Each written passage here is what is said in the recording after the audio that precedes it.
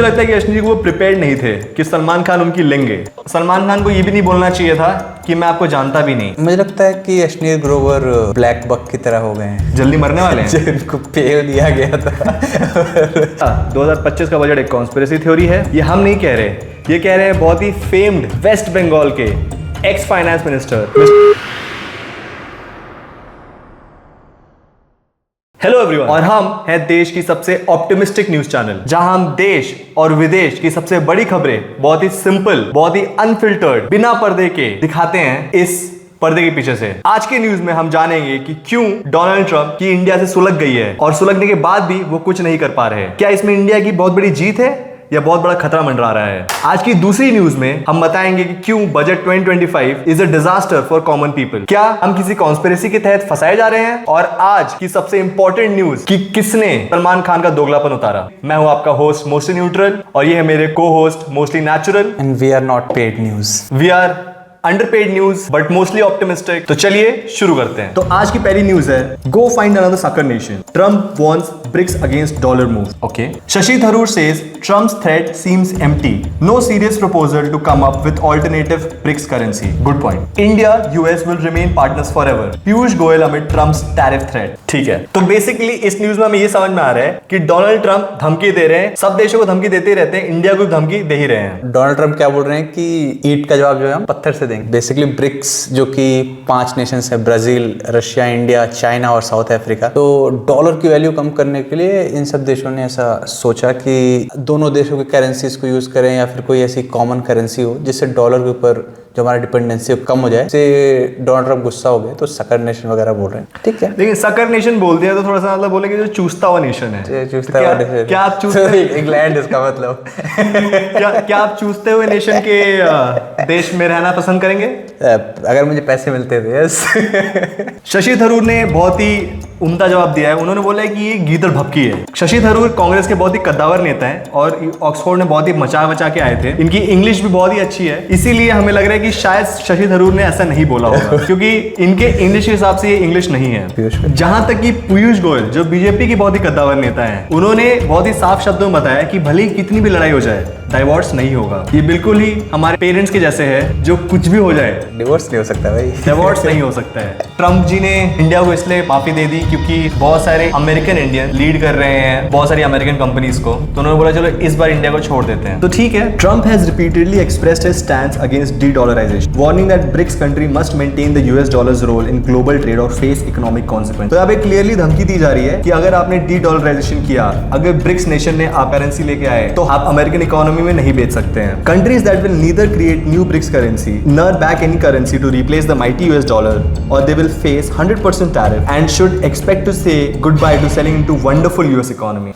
तो Donald Trump ने सीधे सीधे बोल दिया कि अगर आपको डॉलर को बाय बोलना है तो आपको टैरिफ को हेलो बोलना पड़ेगा। हमें इस बात से ये सीख मिलती है कि डरना मना है, रूल ऑफ लॉ, कायदे कानून के अंदर आपको जो भी करना है खुल के करना है। क्या आप सहमत इस बात से? नहीं, तो मुझे ऐसा लगता है कि डरने की जरूरत नहीं है अमेरिका से। अमेरिका भी बाकी देशों पे बहुत ज्यादा निर्भर है, उनसे लड़ा जा सकता। वो मान भी रहे हैं, ट्रम्प कितना ही बोले, they can't survive without the world now. So that brings us to the end of this news कि हाँ, अमेरिका कितना भी गीदड़ भपकी देते रहे, उनकी थ्रेट्स एम्प्टी है नहीं है क्या पता, कॉन्स्पिरेसी है नहीं है क्या पता, जैसा भी होगा हम आपको खबर अपडेटेड रखेंगे इन मोस्टली ऑप्टिमिस्टिक न्यूज, लेकिन डरना मना है। नेक्स्ट न्यूज, आपने दुनिया भर के यूट्यूबर्स, दुनिया भर के न्यूज चैनल से समझ ही लिया होगा कि बजट में क्या चल रहा है, पर हम आपको एक अलग ओपिनियन देने आए हैं। हम ये डिस्कस करने आए हैं कि क्या 2025 का बजट एक कॉन्स्पिरेसी थ्योरी है। ये हम नहीं कह रहे, ये कह रहे हैं बहुत ही फेम्ड वेस्ट बंगाल के ex finance minister mister Amit Mitra, माफी चाहता हूं। Why budget 2025-26 is a disaster for common people and India,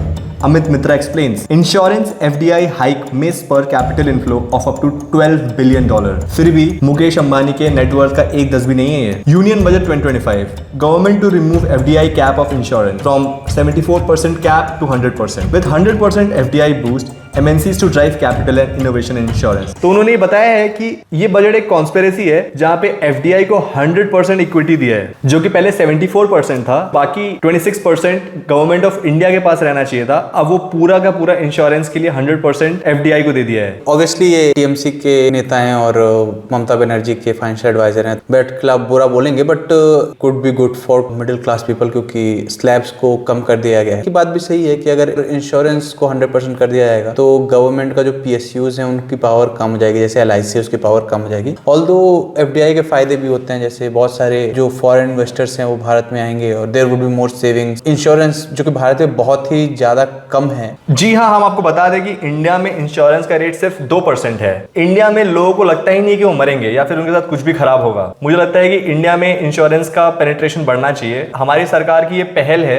कि इंडिया में इंश्योरेंस बढ़ाएं। इनफैक्ट इंडियन गवर्नमेंट का एक स्कीम भी है, there is insurance for all by 2047। तो इस नियत के तहत इंडियन गवर्नमेंट ने FDI को 100% छूट दी है। तो हम समझ गए कि इंश्योरेंस में बहुत बड़ा चेंज आने वाला है। इंडियन गवर्नमेंट चाहती है कि इंश्योरेंस को बढ़ाया जाए और वो इस बजट का क्लियर उदाहरण है। अगर FDI आता है ज्यादा तो प्रीमियम्स के दाम कम होंगे और लोग ज्यादा लेंगे, बट उसी के साथ गवर्नमेंट की जो लोगों के लिए स्कीम्स है वो भी कम हो सकती हैं, क्योंकि अगर इंश्योरेंस ज्यादा बढ़ जाएगा तो गवर्नमेंट जो सरकारी अस्पताल में है या दवाइयों में जो पैसे कम देती है वो शायद बढ़ जाएंगे because of this 100% FDI। This can go in any direction. जैसा भी हो, सरकार को कंटिन्यूसली ट्रैक करते रहना चाहिए कि इंश्योरेंस बढ़ रहा है कि नहीं, और अगर बढ़ रहा है तो बहुत सही कदम है, और अगर नहीं बढ़ रहा है तो शायद कुछ और नियम कानून में बदलाव लाने चाहिए। लेकिन हमारा अभी भी यही मानना है कि इंश्योरेंस बढ़ना चाहिए। हम इंडियंस को इंश्योरेंस को एज अ एक्स्ट्रा खर्चा नहीं देखना चाहिए, पर एज अ लाइफ इंश्योरेंस देखना चाहिए। अगर कुछ खराब हो गया तो क्या? फॉर एग्जाम्पल, अगर आपके फोन में कवर नहीं है तो क्या? आपके टीवी के रिमोट पे वो पॉलिथीन नहीं है तो क्या?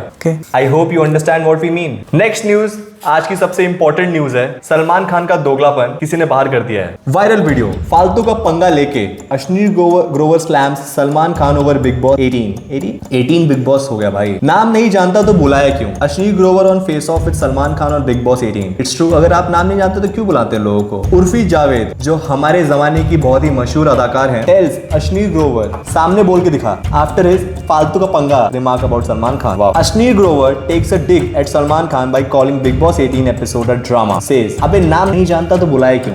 सो that's a very interesting news, क्योंकि अगर आप किसी का नाम नहीं जानते हैं तो क्यों बुलाते हैं? लेकिन अगर आप बिग बॉस में गए तो बिग बॉस पे आपने क्यों नहीं बोला? इसका मतलब क्या फट्टू है? जी नहीं, मुझे लगता है कि अश्नीर वो प्रिपेयर्ड नहीं थे कि सलमान खान उनकी लेंगे। प्रिपेयर तो वो बोलते कहीं नहीं होते, हर जगह उनका खुद का रॉ रिस्पॉन्स ही आता है। तो सलमान खान से डर क्यों गए? इससे अश्नीर ग्रोवर का खुद का दोगलापन दिखता है। उनको मैं ये भी सलाह दूंगा कि फुटपाथ पे ना निकलें। क्या अश्नीर ग्रोवर एक दोगलापन के साथ एक हिपोक्रेट भी है? जी हाँ, दोगलापन की अंग्रेजी होती है हिपोक्रेट, सो यस। तो दोगलापन इज इक्वल टू हिपोक्रेसी।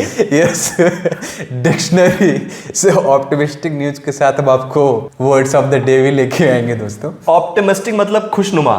तो सलमान खान को ये भी नहीं बोलना चाहिए था कि मैं आपको जानता भी नहीं, क्योंकि सलमान खान भारत पे के ब्रांड एम्बेसडर थे, और अगर आप किसी कंपनी के ब्रांड एम्बेसडर हैं तो आप उस कंपनी के को फाउंडर को तो जानेंगे ही ना। तो शायद उनको आके अपने शो पे जलील भी नहीं करना चाहिए था। मुझे लगता है यहाँ पे सलमान खान का अहंकार दिखता है और उनका ये need to satisfy his ego दिखता है। मुझे लगता है कि अश्नीर ग्रोवर ब्लैक बक की तरह हो गए हैं, जल्दी मरने वाले हैं। जिनको पेल दिया गया था और अब वो इस पे अब आगे कुछ नहीं बोलेंगे।